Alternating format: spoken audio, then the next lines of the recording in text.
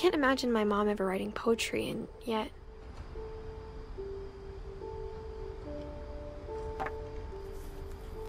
A poem for Gus, who always said the wedding was a bad idea.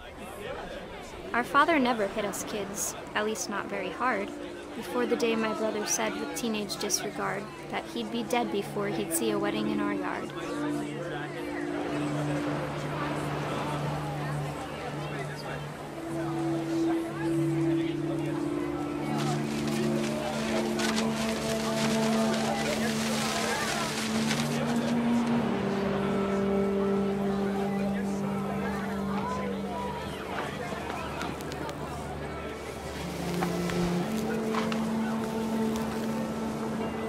My father made him come, of course, but Gus stood far apart, just flew his kite and bottled up the storm inside his heart.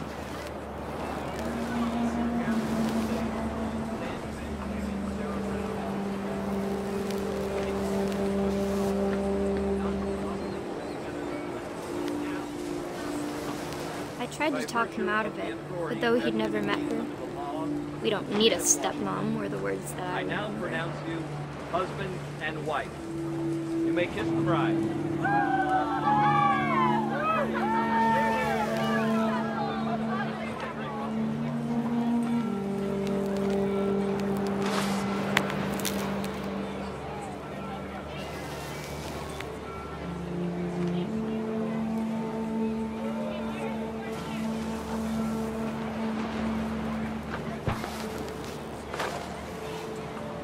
When the time for photos came, Dad ordered him to come here. But Gus declined, and as a sign held up his middle finger.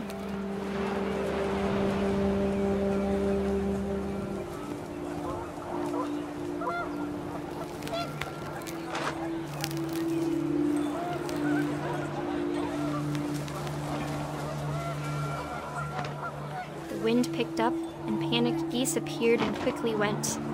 But all the humans did that day was go inside the tent.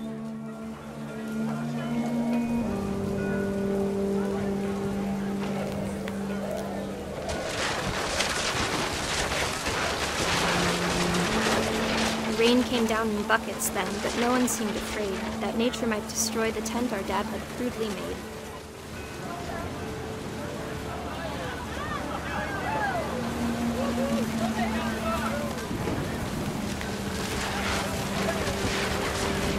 Thunder sounded much too close and full of angry power, but all my father said to this was, "Make the music louder."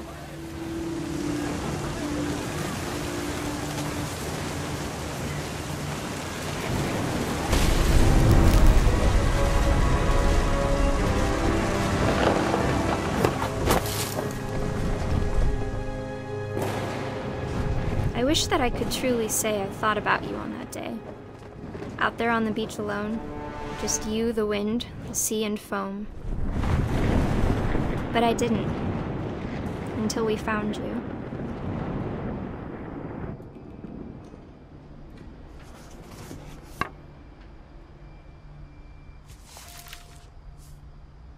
She never talked about him, but Mom told me once if I was a boy, they were going to name me Gus.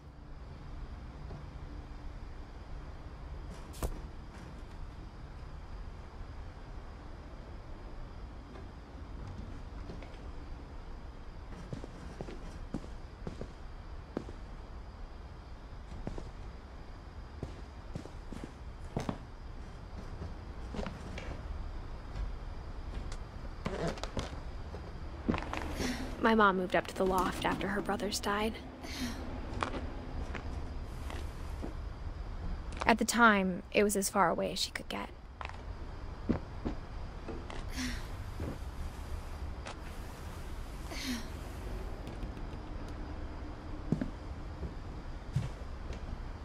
Religion was another thing my mom never talked about, but I think it helped her a lot after her dad died.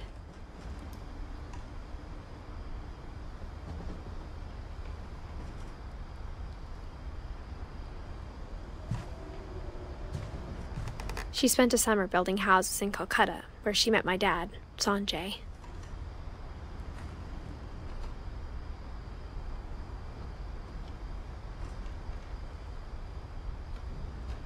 My mom moved to India a week after graduation and got a job teaching English. Louis was born a year later.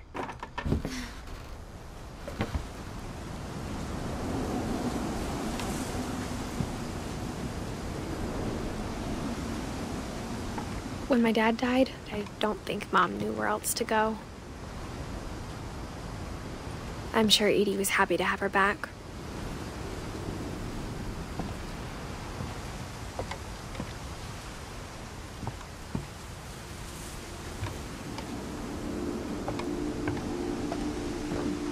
The house had to get a little bigger, but Edie was used to that.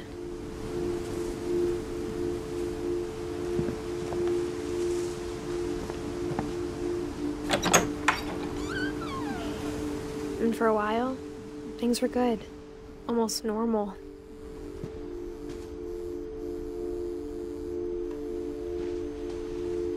But it didn't last.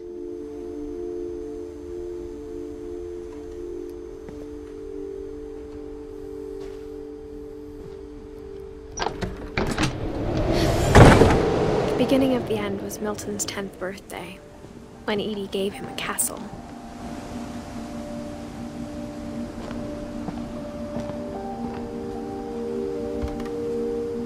After Milton disappeared, the only thing he left behind was a room full of paintings.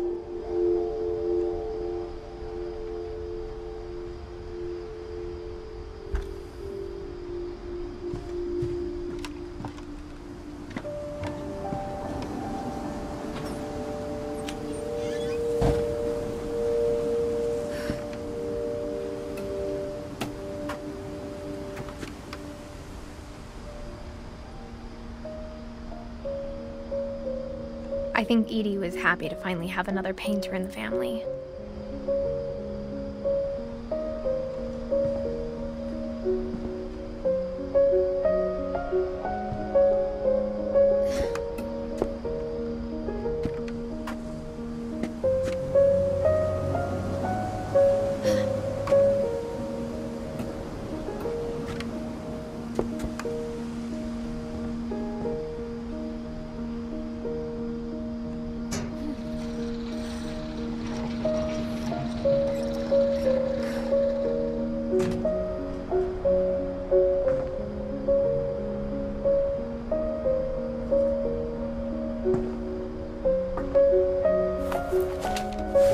Milton Finch in The Magic Paintbrush.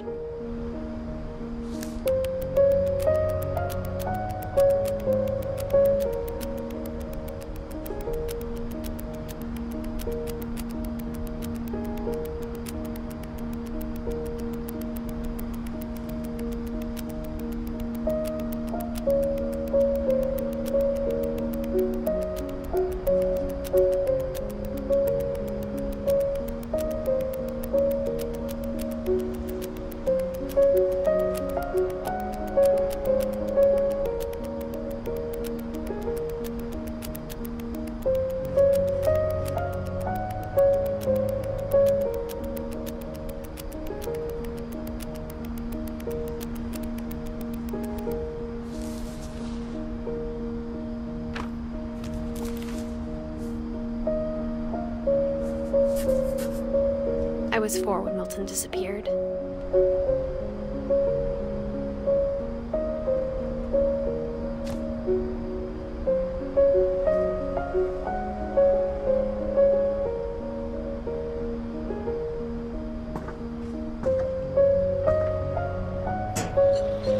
Mom spent months searching for my brother.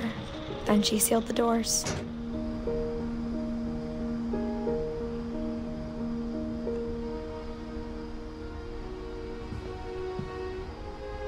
Whatever Milton had found in the house, Mom didn't want it getting out.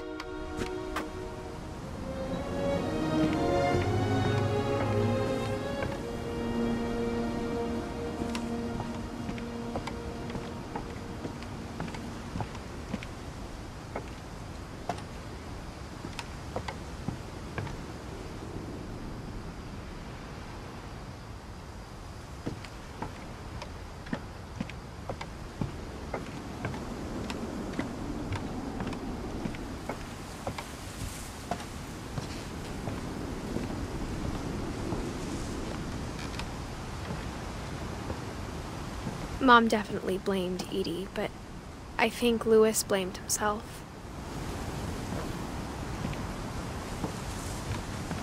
After he graduated, he just spent more and more time in his room, until Mom got him a job at the cannery.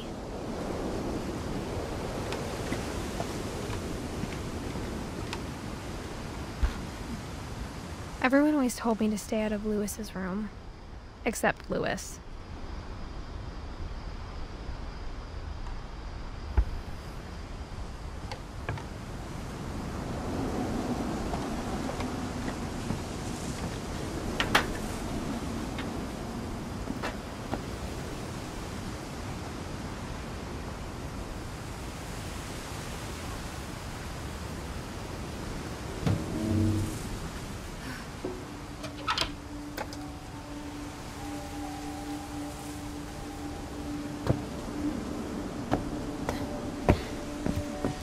Louis's room smelled very, very familiar. That part of him lived on.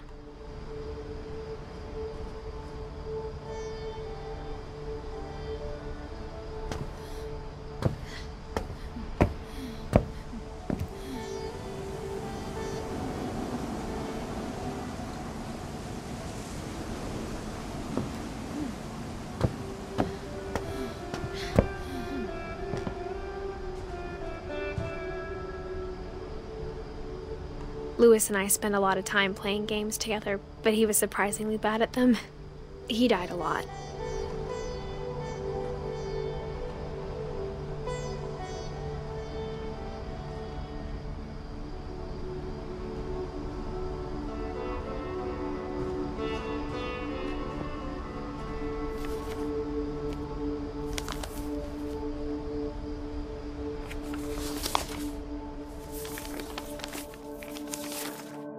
Dear Mrs. Finch, as Louis's psychiatrist, I can understand your desire for an explanation.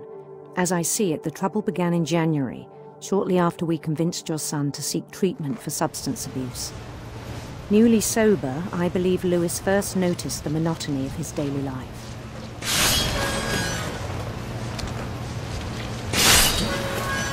He kept working at the cannery, but he withdrew part of himself. In our sessions, I saw the same behavior. His mind began to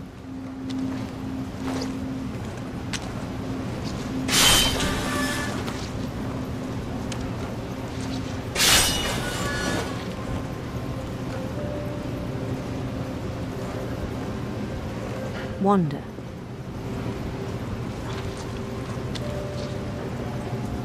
I asked him to describe it. He said he started small, imagining a labyrinth. He'd feel his way about.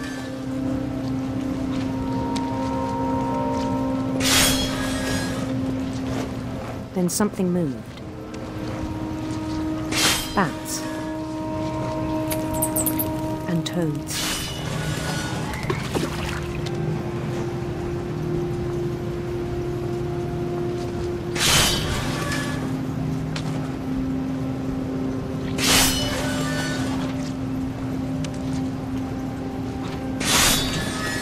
And things that have not names.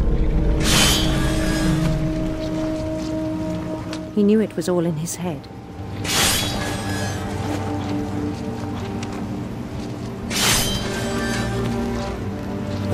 But he took it very seriously. I had hoped he'd find himself.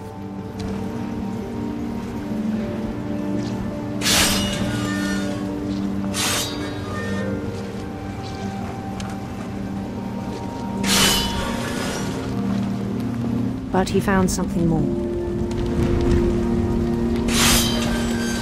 I worried about him then. Daydreaming at the cannery.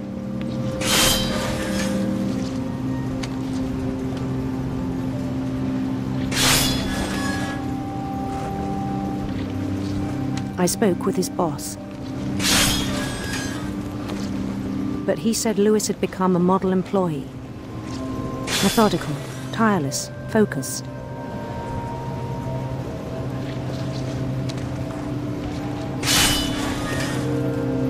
Like a whole new Lewis.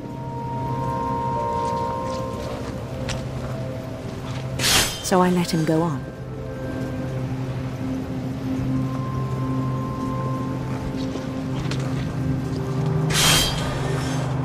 I even encouraged him. It seemed very promising at first.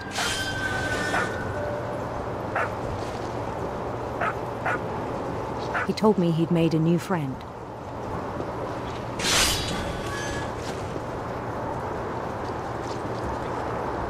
On the edge of a city he named Lewis Topia.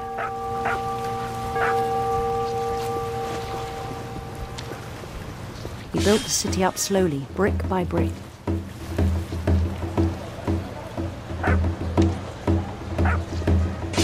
Then he made musicians.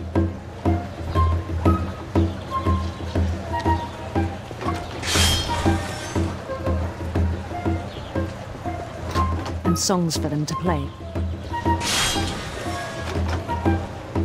He talked about starting a band.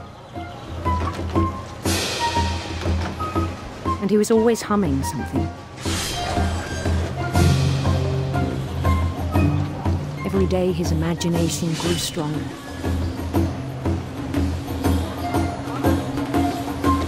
He no longer spoke at the cannery. But his chopping was as reliable as ever. Then one day it struck him that all the cheering crowds, even the stones under his feet, were all in his imagination, so he could do whatever he wished.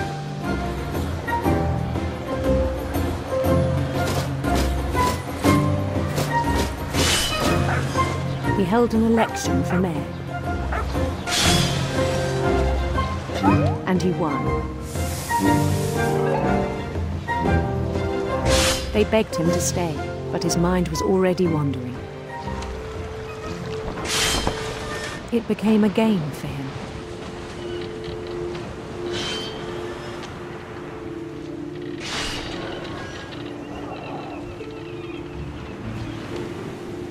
He'd conquer a city, then immediately push on.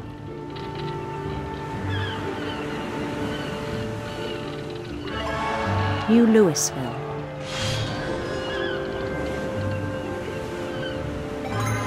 St. Louis. He started drifting away from our reality.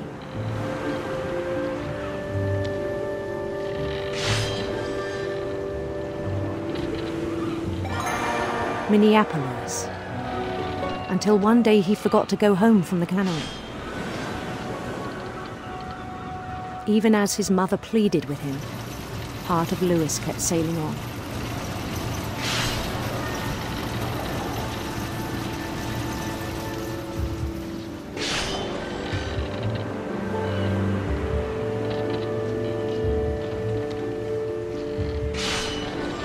In Lewisburg, he heard rumors of a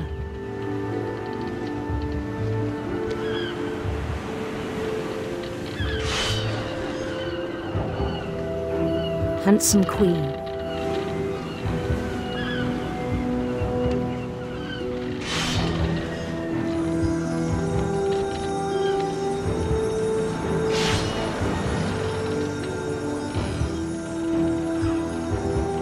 The queen was on her own quest for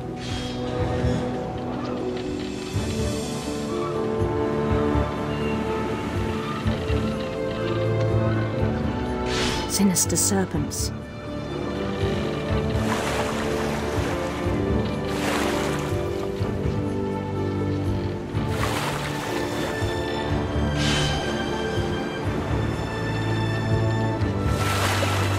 He followed the sound of her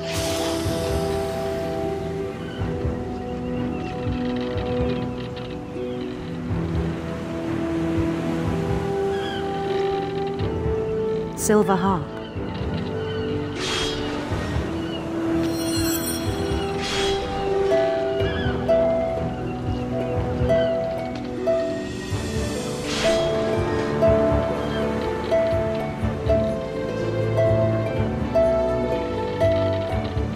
His chase led him to a golden palace east of the sun and west of the moon.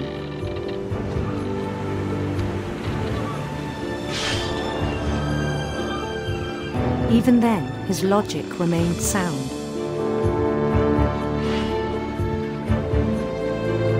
He knew the world was all in his imagination.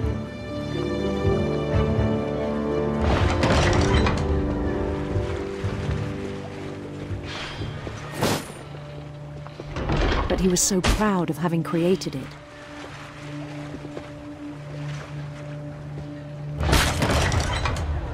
In his own eyes, he'd become something greater than a king.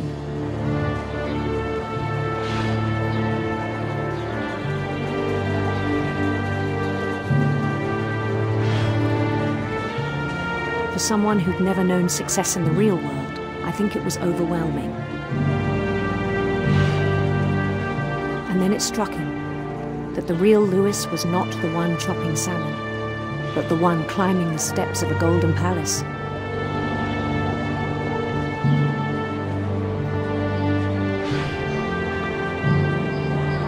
My imagination is as real as my body, he told me. It was hard to argue with him.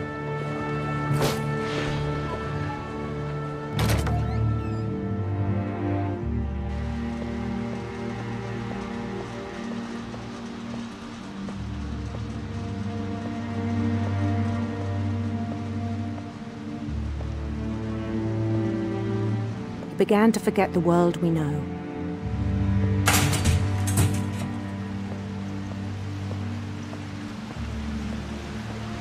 I think it pained him to remember Lewis, the cannery worker.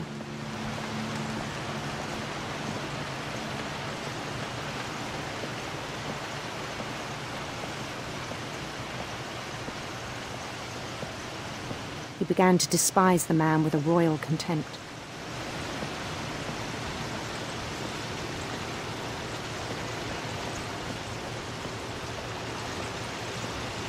I still thought I could save him. Even after he said he was being crowned king over all the lands of wonder.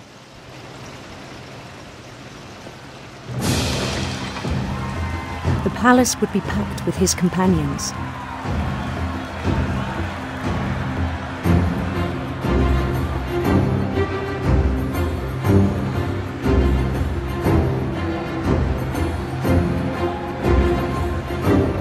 Including the wise Calico who'd insisted on advising him.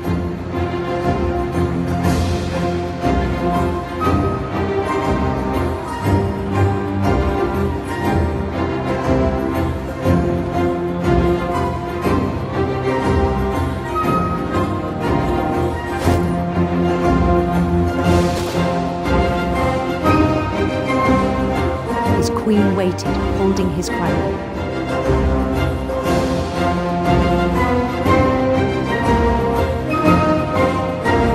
There was only one thing left to do.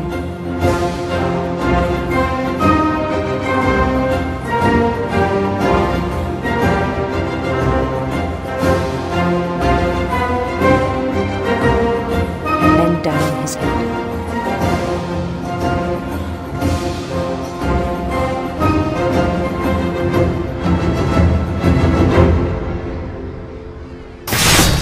And the rest I think you know. Mrs. Finch, your son was a kind man who will be missed by all of us who knew him.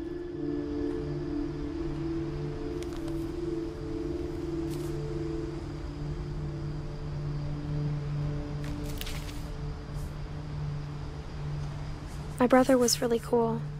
I wish you could have met him.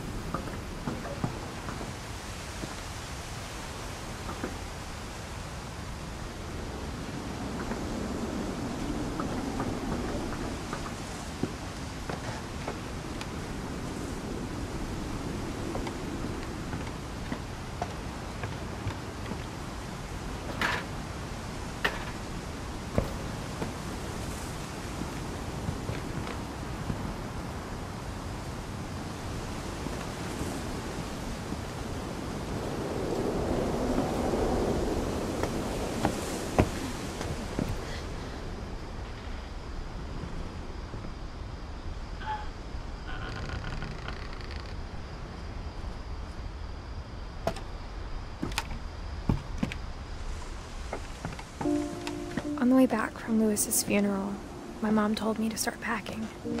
She waited until the day before we left to tell Edie.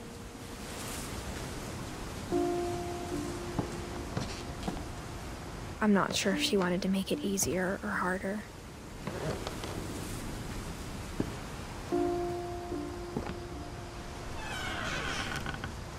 I wish we'd stayed.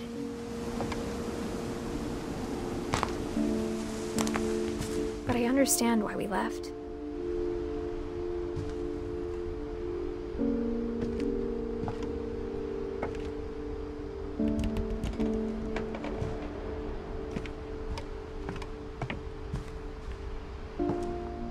My mom ended up leaving everything behind.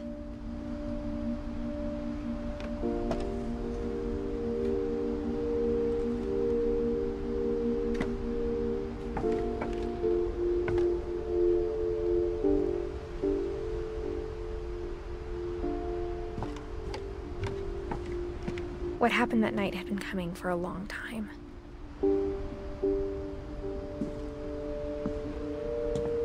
Maybe it should have come sooner.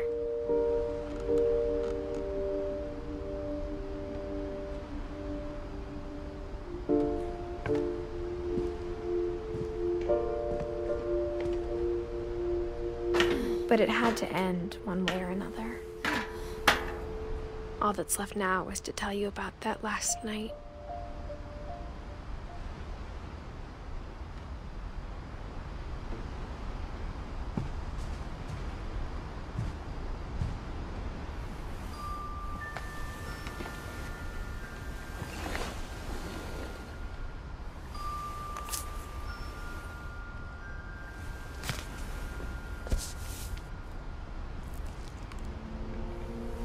That whole last day, Edie just watched us pack and didn't say a word. Until supper, when she raised her glass and said, "To our final night together, and all our final nights apart." Grandma, you know what I said about alcohol. Some of your medications are very Edith, specific. I left a present for you in the hallway. Why don't you go open it?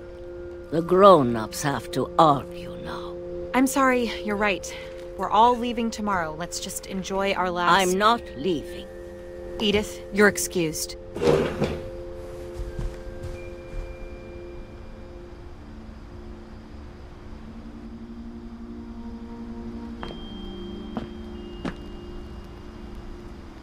The power had been shut off that morning, but Edie always had plenty of candles.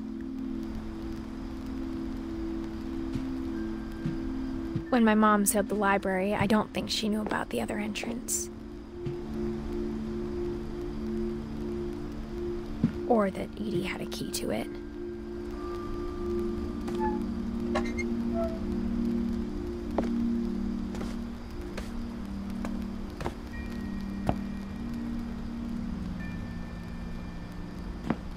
That thing you're afraid of isn't going to end when you leave the house.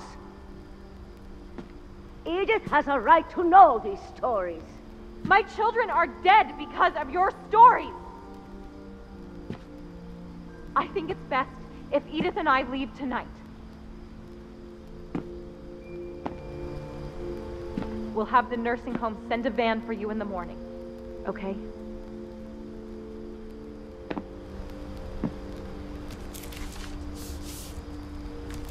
Dear Edith, there's so many stories I wish I could tell you, but there's only time for one. This is about what happened on the night you were born. That night, the tide went way, way out. It was the first and last time I ever saw the old house aground. There'd been an earthquake out in the middle of the ocean. They called it the lowest tide in 1,000 years. God, it smelled awful. You know, I've seen that house every day of my life.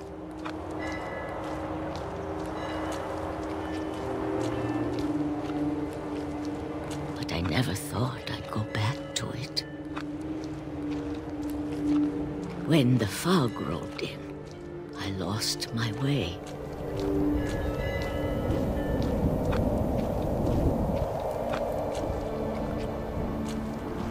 I got turned around.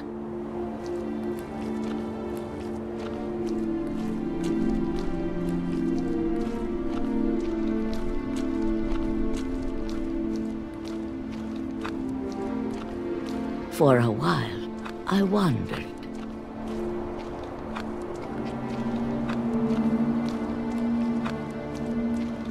I started seeing things.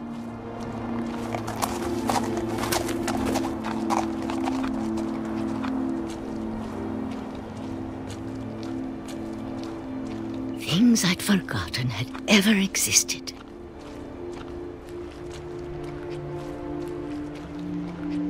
But when I saw them, they felt like old friends. That night, a lot of things came back to me. Or maybe I came back to them.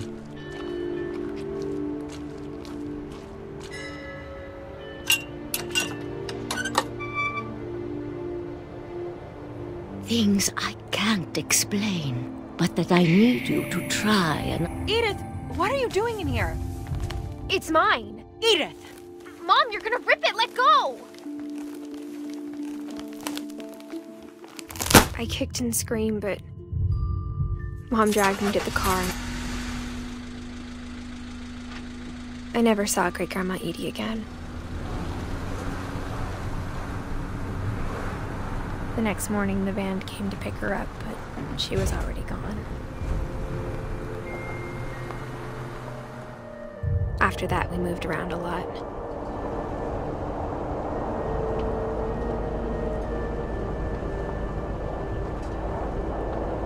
We both tried to make the best of it.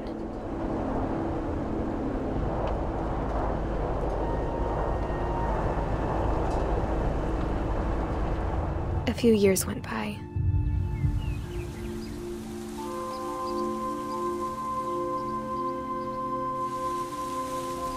My mom didn't like to talk about it, but she started getting sick a lot. The rest happened pretty quickly. She got better for a while, and then she didn't.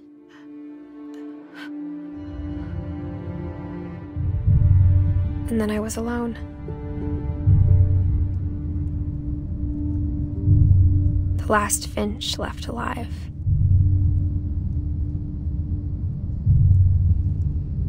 Until I found out about you.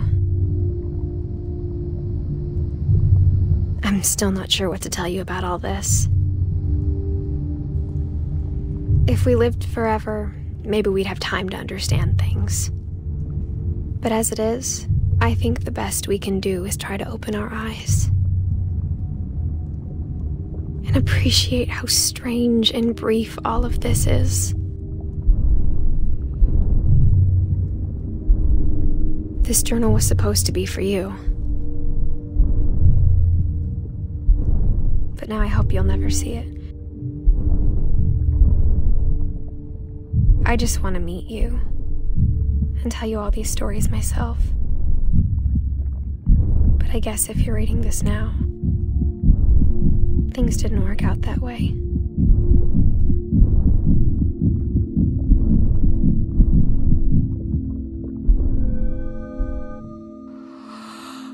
This is where your story begins. I'm sorry I won't be there to see it. It's a lot to ask, but I don't want you to be sad that I'm gone. I want you to be amazed that any of us ever had a chance to be here at all. Good luck.